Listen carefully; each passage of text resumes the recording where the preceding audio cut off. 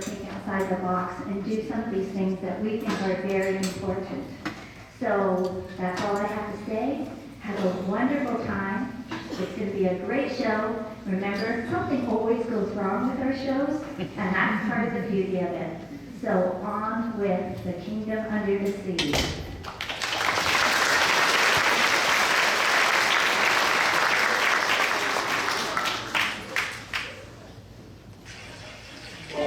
Once upon a time, there was a little girl fish named Dottie. Dottie was a colorful tropical fish, which means her natural habitat was the warm, clear blue waters of the ocean. Instead, Dottie lived in a fishbowl in a land called Kansas, which we know is far, far away from any ocean. So Dottie was not a happy fish. She wasn't exactly unhappy either. The humans she lived with fed her, but Dottie still felt something was missing. She swam and she thought, and she thought and she swam. After a great deal of thinking and swimming, Dottie realized that what she wanted more than anything was to go home. Home to the warm, clear, blue waters of the tropical sea. But how would she get home? She couldn't swim there. She couldn't fly. She definitely couldn't walk there. So she swam and she thought some more. Suddenly, Dottie heard a loud noise overhead. The water in her fishbowl started spinning, slowly at first, and then faster and faster. "Oh my," exclaimed Dottie, "I think it's a water spout," which is like a tornado on the land, except it's in the water. "Help, help," cried Dottie, but no one heard her.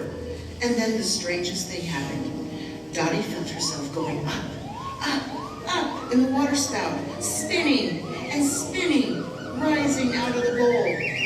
Dottie could see her fishbowl beneath her getting smaller and smaller as she rose higher and higher in the air. "What is happening?" cried Dottie. "Please stop!" Dottie was so terrified she fainted and everything went black.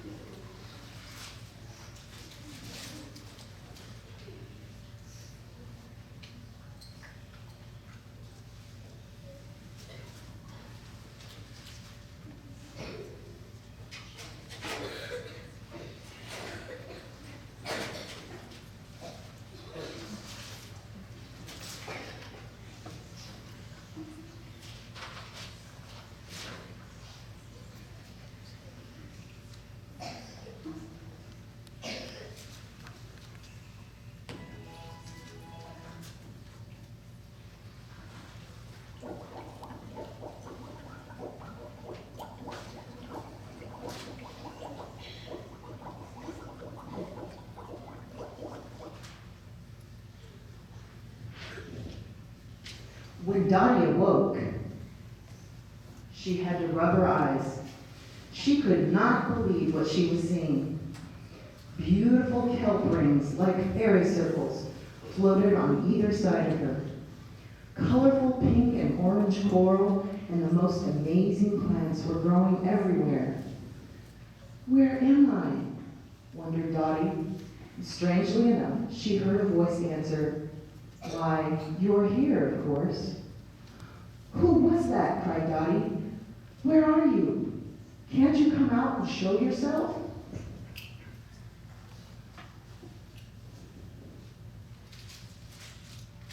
And the pink jellyfish showed herself. "Oh my," exclaimed Dottie, "you are so beautiful." "What are you? I mean, who are you?"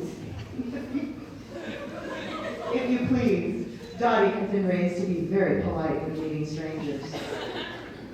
"I am Jellyfish," the pink jellyfish answered in a slow, floaty voice. "Who are you?" "I am Dottie from Kansas, but I don't think I'm in Kansas anymore." No, said the pink jellyfish, you are in the warm, clear blue waters of the coral sea. I think you'll be very happy here. Oh, but I can't stay, exclaimed Dottie. I must get back to my bowl. It's nearly dinner time. Oh, calm yourself, child, said the pink jellyfish dreamily. There's plenty to eat here and plenty to see. Let us show you. Then the most beautiful music began to play, and the other jellyfish entered and began to dance.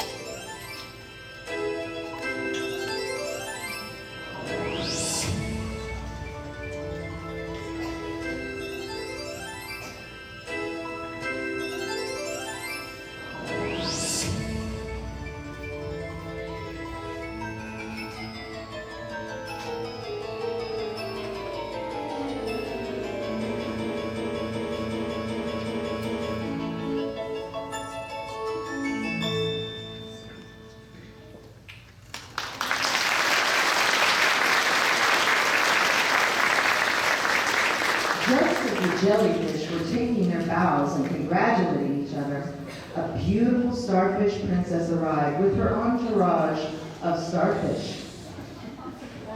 My goodness, she exclaimed. That was lovely, if a little show-offy for my taste. She turned to Dottie and said, "Welcome to the warm, clear blue waters of the coral sea. I am Stella, princess of the starfish, and also head of the Coral Sea Third Quadrant Visitors Bureau and Welcome Wagon. What is your name, dear, and where are you from?" Dottie curtsied and said, "I'm Dottie, and I've never met a real princess before. I live in a fishbowl in Kansas, and I probably should be getting back soon, except it's all so beautiful here, and I've always wanted to live in the warm, clear blue waters of the tropical sea. I'm just so confused." Well, it turns out that Stella is a big proponent of having choices. So she agrees to help Dottie by directing her to go see King Neptune, the wisest and bravest of all, to figure out a way to get her home. Or not, the choice would be Dottie's. "And you really think King Neptune would help me, a little nobody from Kansas?" asked Dottie. Stella laughed and replied, "You, my dear, are not a nobody. I can tell, deep inside, you're a shining star."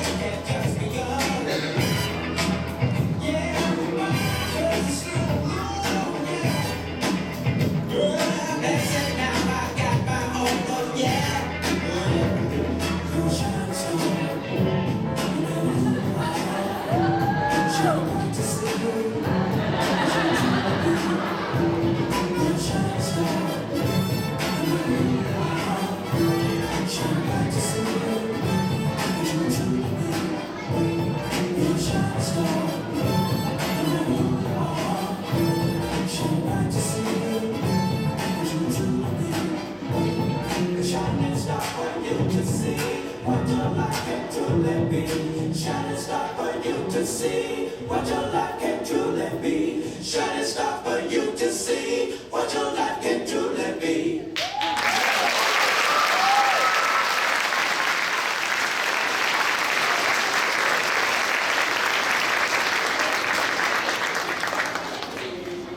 Oh my, exclaimed Dottie. That was marvelous. Oh, thank you, my dear, Stella nodded graciously. But now, it's time for you to be on your way. You're off to see King Neptune, the wisest and bravest of all. The road may be long, but you'll always have us with you, in here. Dottie left, waving goodbye to all her new friends.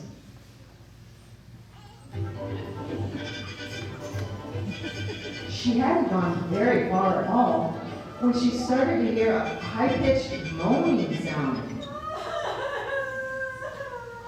It was a giant lobster who jumped about a mile high when Dottie tapped it on the shoulder. "You shouldn't startle a person like that," exclaimed the lobster. "I'm on my last nerve here." "Well, I didn't mean to scare you," said Dottie, "but you sounded so sad and afraid, really in the blue zone. I thought I might be able to help. My name's Dottie, by the way." "Well, I'm Larry. Larry the lobster," said Larry, and then awkwardly they shake hands. Only Larry the loser's more like it. "Whatever do you mean?" asked Dottie. "Is there something I can do?" "Well, you wouldn't happen to have any extra courage on you, would you?" asked Larry. "I am so scared of everything all the time, like I'm just waiting for the next bad thing to happen." "Oh my," said Dottie, "when did this all start?" "Well, sit down and let me tell you about it."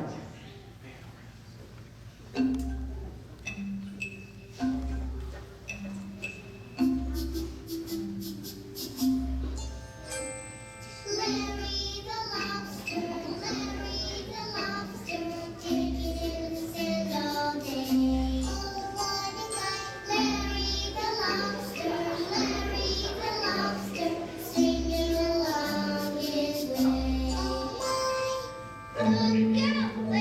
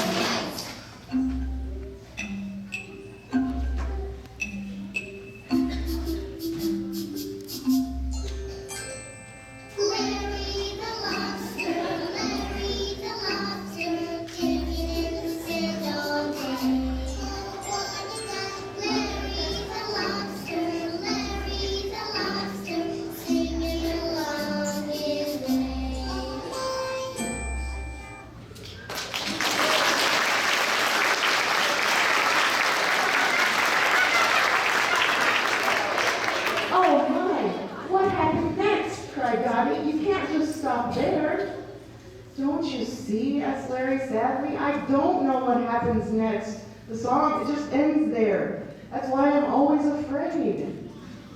Dottie thought for a minute and then said, hey, why don't you come with me to see King Neptune? He's going to help me get back to Kansas. Maybe he can give you some courage.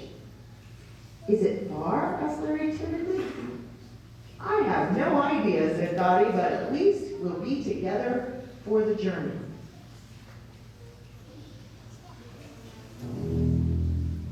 So the two travelers set off on their journey to see King Neptune. They hadn't gone very far when they approached a huge black rock, nearly hidden in a curtain of seaweed. Everything was dark and murky green. There was no telling who or what kind of creature lived behind such a scary-looking rock. Larry crept closer to Dottie. She took one of his claws to reassure him, but Dottie was just as scared. They had to get past that rock, but how? Dottie and Larry froze as the seaweed began to move. Slowly, stealthily, out came the most hideous creature either of them had ever seen.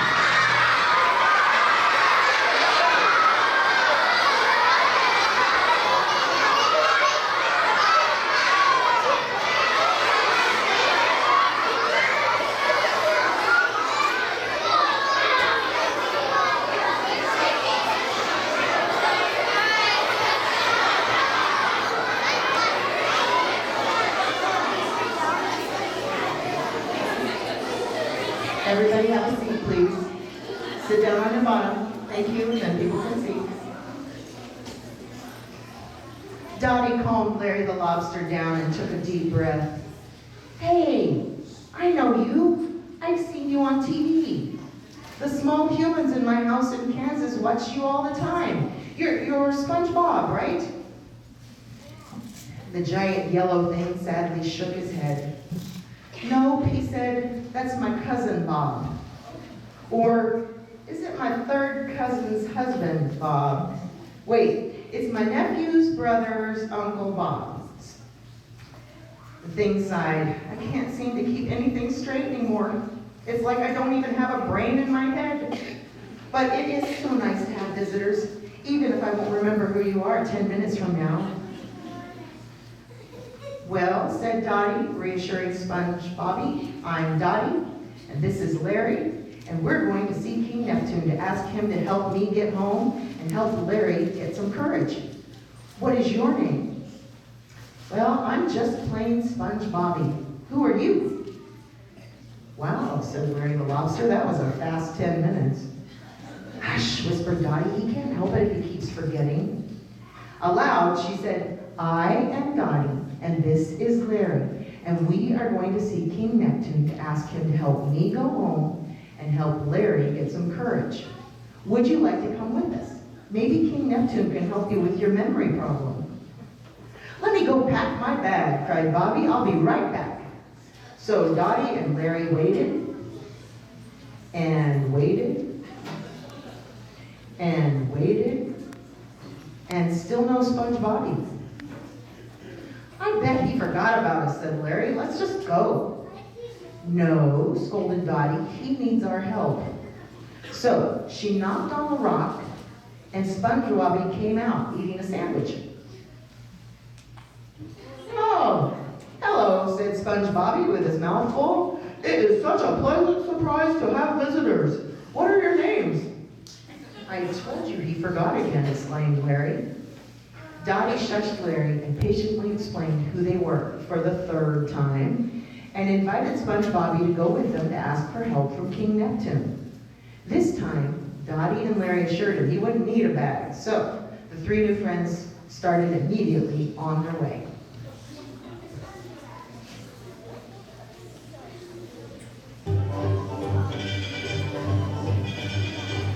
Dottie, Larry, and Sponge Bobby had been walking for what seemed like days. Larry, who needed some courage, kept everyone on edge, jumping at every little sound. and Sponge Bobby kept forgetting where they were going and what direction they were moving. Dottie found herself getting frustrated. Nevertheless, she persisted. After a good long while, the three friends saw a sign that said Octopus's Garden. Ooh, a garden. That sounds lovely, said Dottie. That might be the perfect place to rest for a bit. And Larry and Sponge Bobby collapsed gratefully.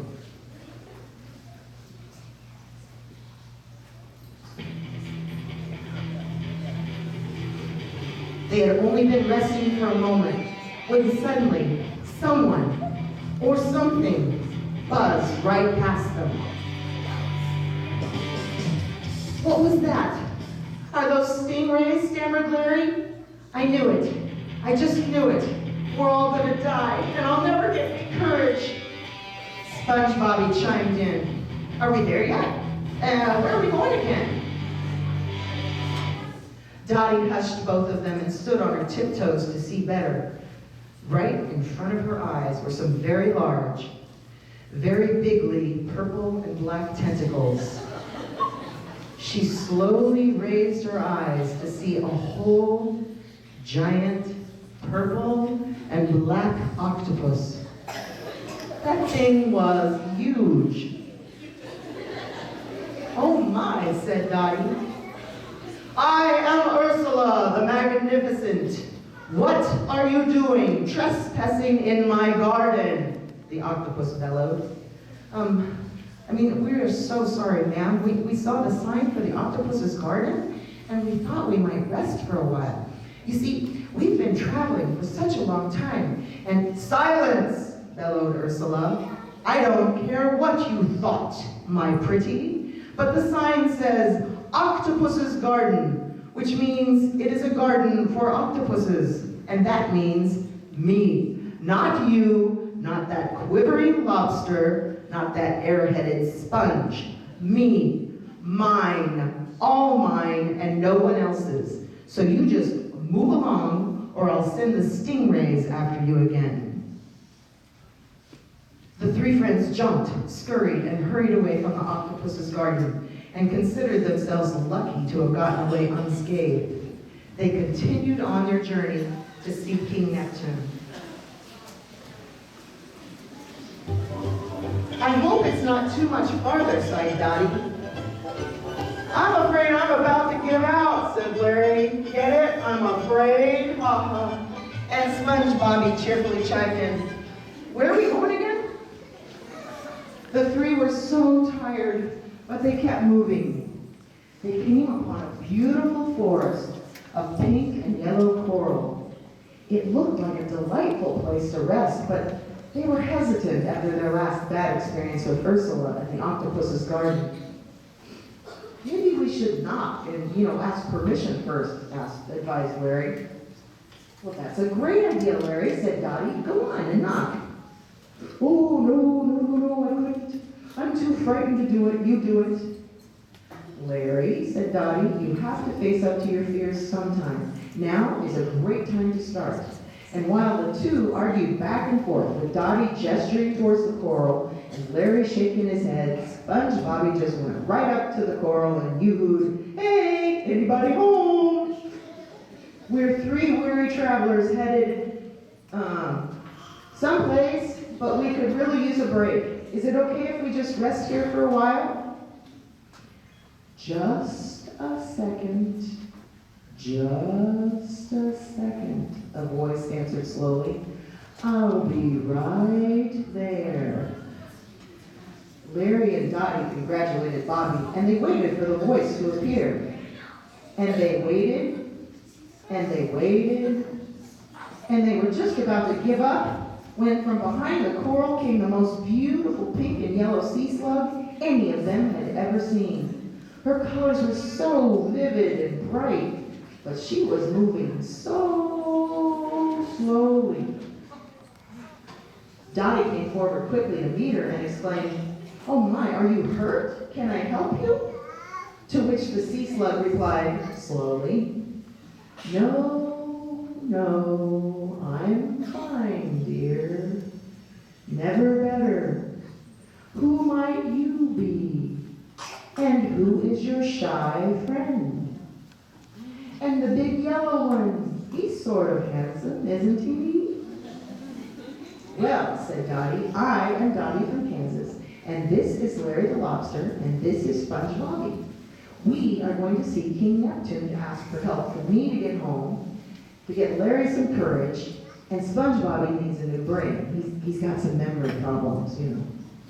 The sea slug nodded and said slowly, of course, say, do you think King Neptune might be able to help me too? With what? Asked Dottie, if you don't mind me asking. Well, said the sea slug, I just don't seem to have any energy at all. I seem to move like, well, like a slug. Larry said, I don't see why King Neptune couldn't help you as well. If he's going to give me courage and him some brains, surely he can find some extra energy for you. Why don't you come with us? Cried Dottie.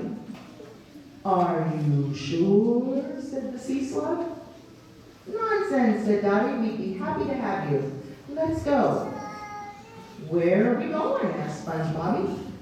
Dottie, Larry, and the sea slug all answered back, to see King Neptune. Oh, right, I knew that. I just forgot for a second, said Sponge Bobby. So now they were four.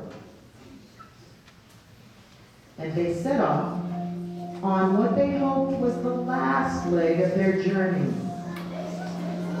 Even though the sea slug had warned them, they still were surprised at how slow she moved. Suddenly, Sponge Bobby pointed out the gates to the kingdom just off in the distance. Even the sea slug managed to churn out a little more speed.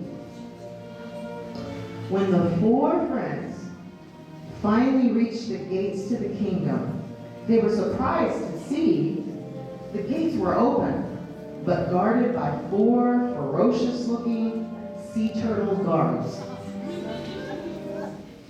Dottie put on her best friendly smile and went up to one of the guards and said, "Excuse me, but is this the way to see King Neptune?" There was no answer. The guard didn't even look at her. Dottie tried another one. Still, the guards totally ignored her. Dottie said, maybe someone inside can help us. And she stepped forward and knocked loudly on the gate. Knock, knock, you're about to get shell-shocked.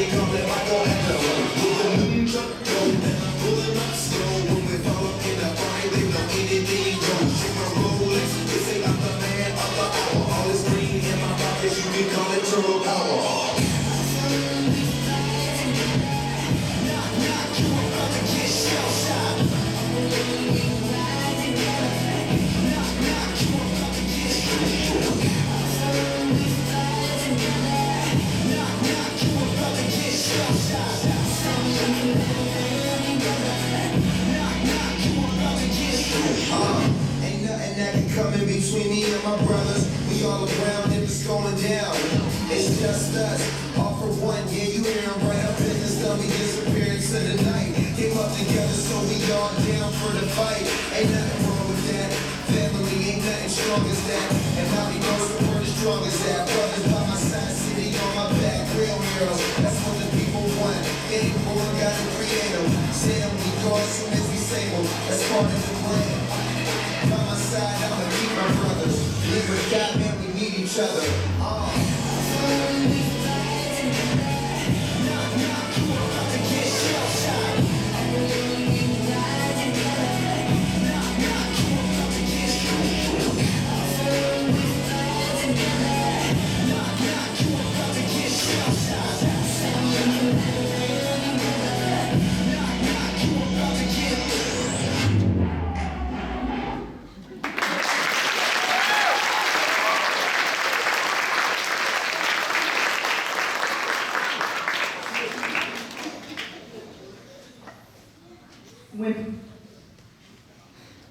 When the song ended, the turtle guards froze in position.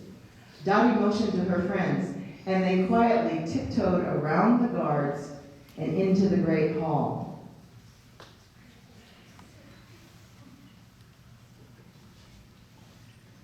The throne was facing away from them, so Dottie started to walk around to the front when a great booming voice said, "You may not look upon the greatness of King Neptune." Dottie and her friends froze. The voice continued, "Who are you, and what do you seek?" Dottie curtsied. "If you please, sir, my name is Dottie, and my friends are here to ask for your help." "Why should I help you and your friends?" Dottie hesitated. Because you were the great and powerful King Neptune?" Suddenly, Dottie and her friends were surrounded by goldfish. Beautiful, shiny, orange goldfish. One of the goldfish stepped forward and said, "Pay no attention to the man behind the throne. He's not King Neptune."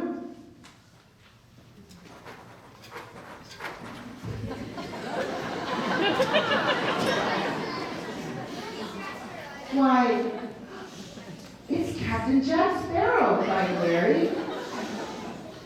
"What's he doing here?" The goldfish said, "You mean, aside from impersonating King Neptune and holding us goldfish hostage? In the last Pirates movie, Captain Jack was searching for the trident of Poseidon." "And I got it, didn't I?" interrupted Captain Jack, waving the trident around. "Yes," answered the goldfish, "but now you're trapped down here until you surrender the trident." "And that is not going to happen, my friend," crowed Captain Jack. Dottie interrupted, "But why is he holding all the goldfish hostage? I don't understand." "Because," explained the goldfish, "he thinks we know the way back to the world of humans." "But why would you know the way back?" Dottie asked. "Because we all came from the human world. We lived with humans in our lovely aquariums, and we were very happy until we were flushed." "But now," said the goldfish, "we've had it. We're through, and hear this, Captain Jack, we're leaving, and we're not telling you how to get back. I'm not certain how we're going to get back, but we have to at least try. We're swimming right out of here."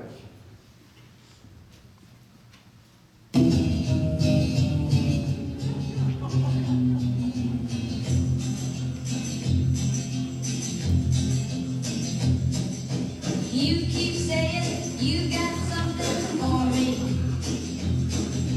something you call love, but confess you've been a messin' where you shouldn't have been a messin', and now someone else is getting all your best.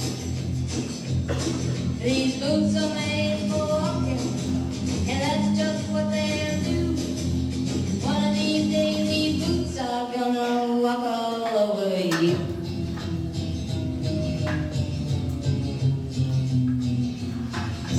Yeah. You keep lying when you ought to be truthing, and you keep losing when you ought to not bet. You keep saying it when you ought to be ashamed then. Now what's right is right, but you ain't been right yet. These boots are made for walking, and that's just what they'll do. One of these days these boots are gonna walk all over you.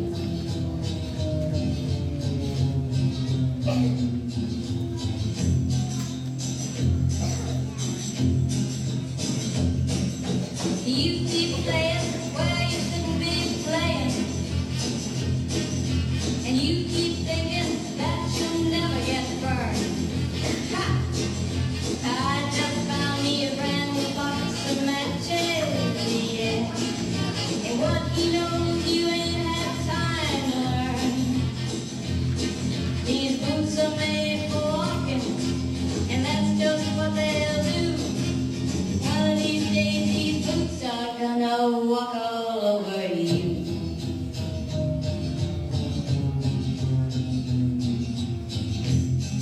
Are you ready, Boots? Start walking.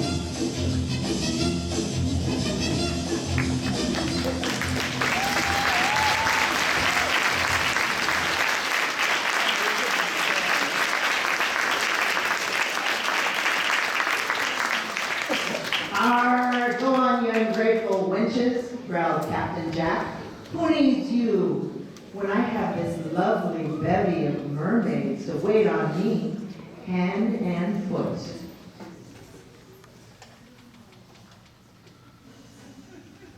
Yo ho, a pirate's life for me. We pillage, we plunder, we rifle and loot. Drink up, me hearties, yo ho. We kidnap and ravage and don't get a hoot. Drink up, me hearties, yo ho. Yo ho, a pirate's life for me. We extort, we pilfer, we filch and sack. Drink up, me hearties, yo ho. Maraud and embezzle and even hijack. Drink up, me hearties, yo ho. Yo ho, a pirate's life for me. Wow, Miss Larry. I wish I were brave enough to talk to one of them.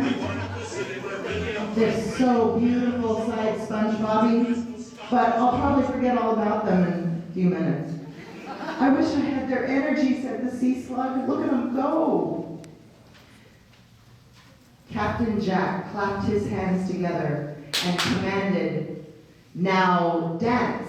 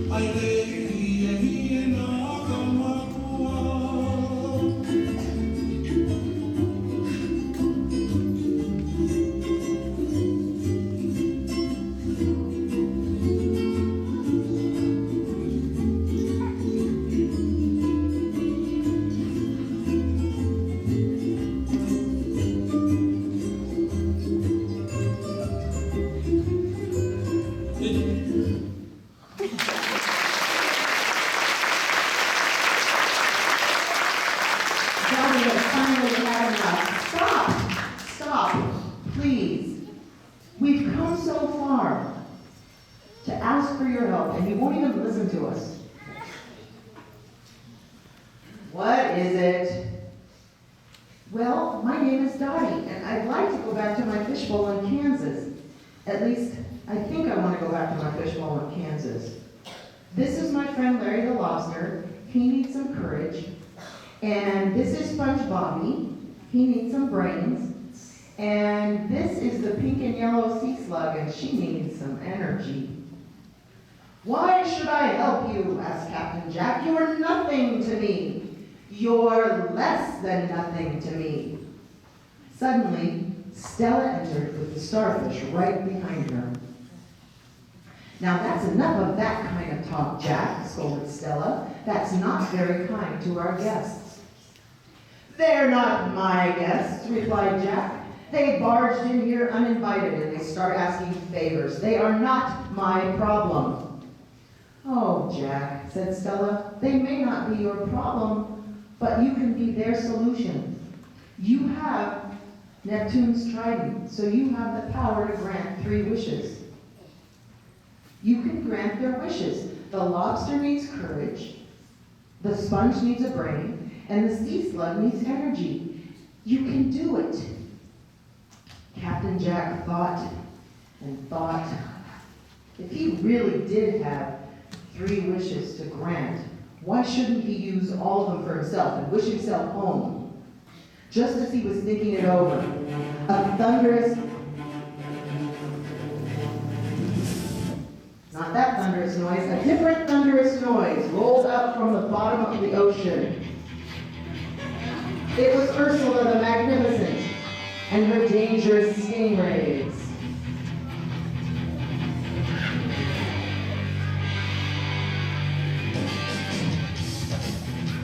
Everybody quivered in fear.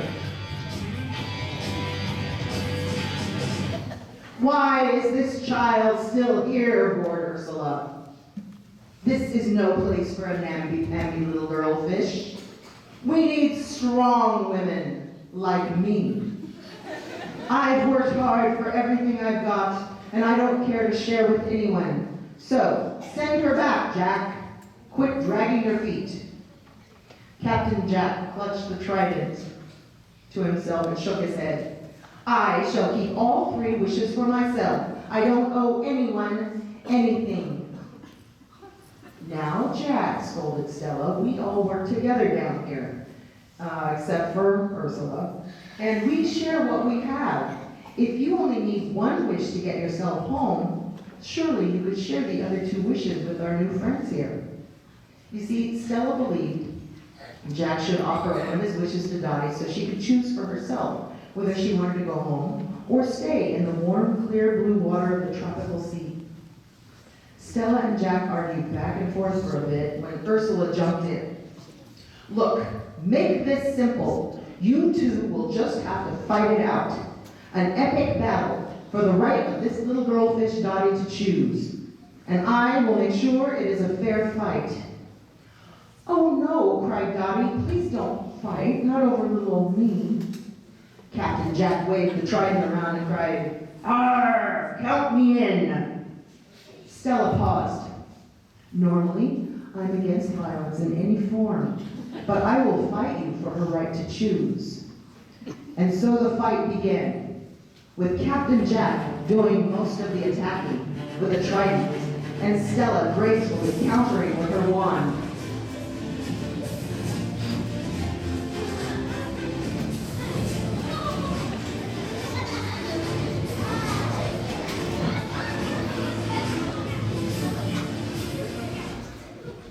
Suddenly, Ursula stopped the fight. Hold on, hold on. You call this a fight? Stella, you fight like a barnacle. I will take over. Resume the epic battle.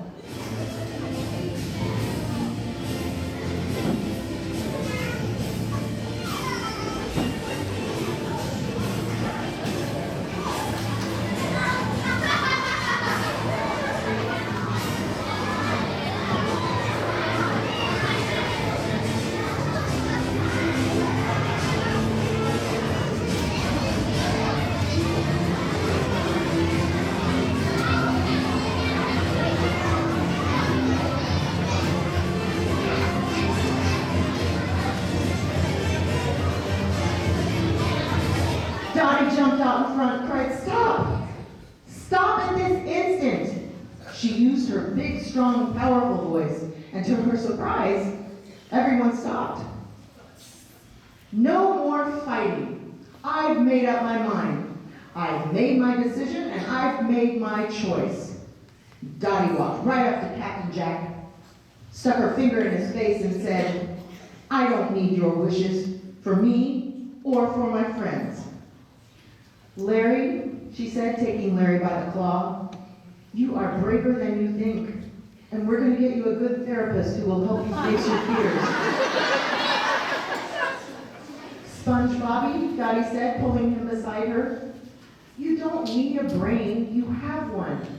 You're just having some short-term memory problems, and we can fix that, or we can learn to work around it. And sea slug, said Dottie, beautiful pink and yellow sea slug, we can fix your energy shortage. We're switching you back to caffeinated tea. No more herbal tea for you, my friend.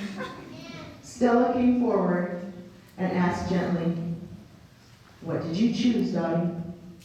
Are you going home to your fishbowl in Kansas, or are you staying here with us? Dottie answered slowly and carefully. I've always wanted to live in the warm, clear blue waters of the tropical sea, but that's not enough. I have friends here, and we've made a family. They may not look like anyone else's family, but they're mine. And I'm staying. And everyone cheered, even Captain Jack.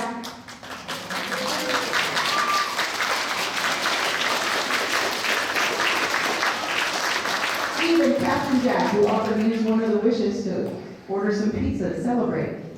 And they all lived happily ever after.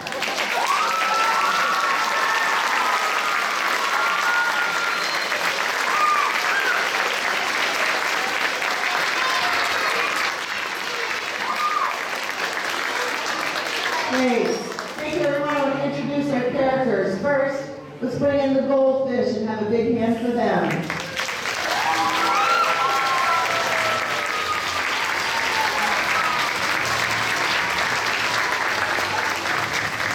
The shiny orange beautiful goldfish, everybody.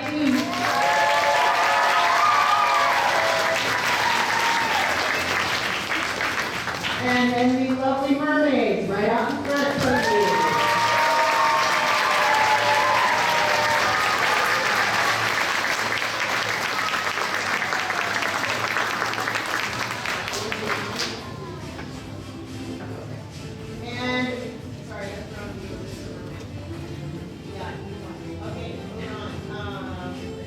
And the 4 ferocious sea turtle guards, come on out.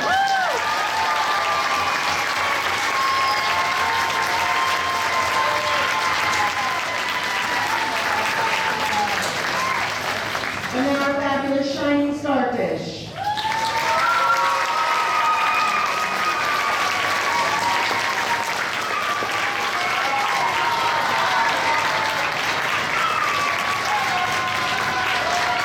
And our beautiful fluffy jellyfish, come on down.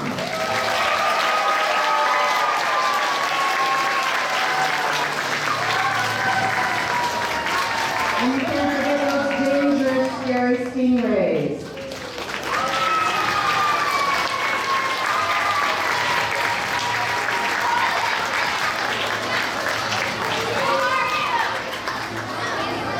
Okay, and let's give a big hand for Ursula the Magnificent.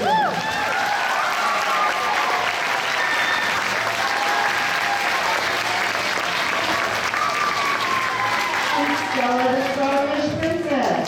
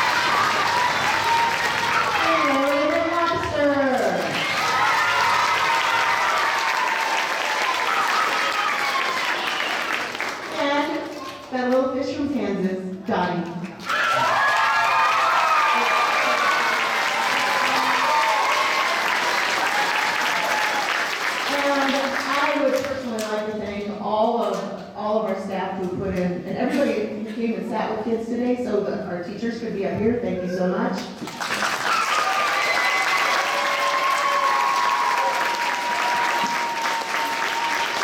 And a special thanks to Tom and Yarish, my sound technician over there. And Mr. Russell, do you have any other words you would like to add? You're going to be a silent pink jellyfish. Oh, Mr. Gresham wants to talk. I'm going to round for Mrs. McKee, who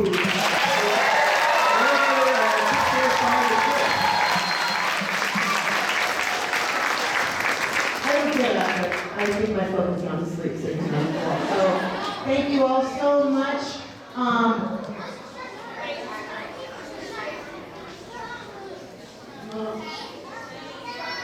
Mrs. Christensen. Miss Christensen, over here. Oh, thank you.